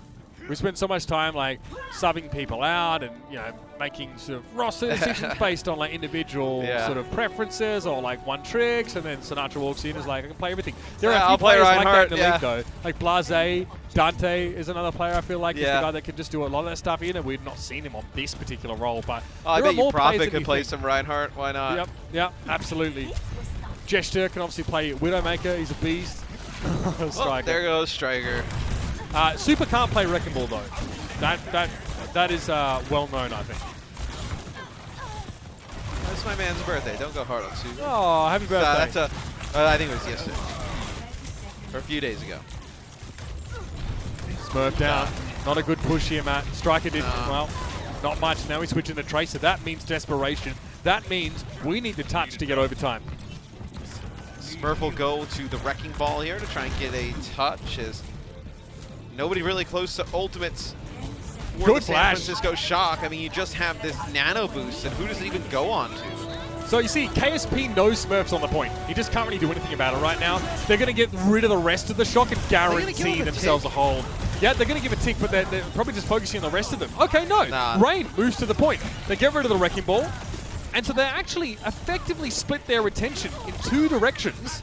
And KSP has all the space to clean up. Rascal got stuck there in that little alcove and doesn't even touch the point. So now, yeah, this is dire straits for San Francisco. Just one tick is all the Valiant need. And they look pretty darn good, Matt, at pushing through the setup that San Francisco had on defense. I was going to say, I would have hated if they gave up a tick there. Like, I know you were talking about, like, they were trying to play, like, half their player, like, some of their players towards the front, take those players out, then double back. But in this type of overtime scenario, especially here in Paris, like, if you have the opportunity to just get the easy one tick, regardless of, like, what they could have gotten, where you would have had to, like, match it, you still put that away in that type of situation where even if they have the backup to the point. They don't have to, though, because McGravy ends up getting a Gravitic Flux. That ends up putting down enough damage where they can split some of the players to the backside to the point. 3 minutes, 32 seconds. Play standard here quite happily. I don't really feel like if they're Valiant, I'm pretty sure right now they're feeling good. They know that they're not going to be going up against double shield. They know if they can actually make it hard for Sinatra to get charged, and once the fight actually begins, they do know that if it is double shield, it's most likely a Orisa Reinhardt composition, which doesn't give like the halt accretion type of setups, the more shield mobility. Halt Fire Strike's an option, but Fire Strike's travel speed is slow enough that it's a little bit harder to line up. Yeah. Violet, this will be a nade Okay. spot. Give it to me.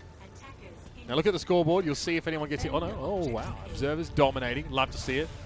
Oh, there you go. Just 2. It's not bad. I mean, it was pretty much on target. It's hard to cover that entire pathway. But it gets them up to 9%. Oh, there's a bigger one. Yeah. 3 players that time. The earlier they get that nano boost for, well, presumably Smurf, the better. No! Smurf worked down! And they got him off the edge, Matt. And they hit him with a Discord. Can Striker save the day? A quick pick from him. But he's only got, what? Well, it's just him, actually. He is one of the only guys on the point here. He and Sinatra, though, are able to fight back just that little bit more. And with only 4 players, the Valiant are still going to have a crack at this point. They know if they can steal this out from under the Shock's feet, they're going to win the series right here. Sinatra steps up. He's able to touch, and Violet's going to be right there as well. Sinatra is charged up and ready to rumble. Lastro goes down. McGravy back in the corner. He's also going to be removed, and a sigh of relief. San Francisco managed to hold off the Valiant, but it could have gone either way. But now you're in a weird position where you have the Wrecking Ball on defense here. So you have you had to have him switch off of the Risa to get back, or the Reinhardt, sorry, and Rascal now will be playing Moira, and you don't have that nano boost, you just used it, so. This is Rascal so comes nerdy. back Oh, with this Moira is so for some nerdy extra for healing. Violet. Oh, he gets 3. It's so good. Still Sinatra Sinatra falls, goes down, though. Not There he ideal. goes. That was a whole Yeah, accretion this is combo rough. on the Zarya, man. What can you do? And that's an instant kill on Violet there, who's already below half health. And now the Valiant just get to swagger on up and take what's promised to them. Not much left here for the Shock to work with, and KSP wastes very little time, should I say, to get to the point. Architect try as he might. He's stunned up straight away, and there it is. The San Francisco Shock fall. It's their 2nd match in a row they've lost, and, well, it's got to sting even more that it's to both Los Angeles teams, one after another. The balance of power here in Overwatch is shifting, and it happens to be away from the Shock. Yeah, the Valiant looked really good today, especially, you know, just in general against the Shock. I thought the damage dealers KSP and KSF played great. And then McGravy really turned it up towards the later half of the series, specifically on that map on Paris. A few times you saw him come up with some big plays playing the Sigma. The Valiant, they deserve a ton of credit. They played phenomenal today against the Shock, and I think it's just, does it have more questions about the Shock moving forward? Yes. Do I still feel confident they're going to be the team left at the end, or be one of the teams left at the end? Absolutely. I think the roster's too talented. Just a little bit of a rough week. I think with the way hero pools are going to operate throughout the Overwatch League season, now you're going to have some weeks where it just does not work out in your favor. You're going to have some. You're going to have to just finish with more better weeks than bad weeks, right? This is a really bad week for the Shock. Deep. They're going to need to make it up. Deep, bro. Look, that's what we talked about. Me, Johnny, Josh, and Brent talked about. Like, look, like there are going to be some weeks where you just get. No, that was very deep then. You're just going to have some weeks where the meta just doesn't fit your playstyle, or you can't figure it out.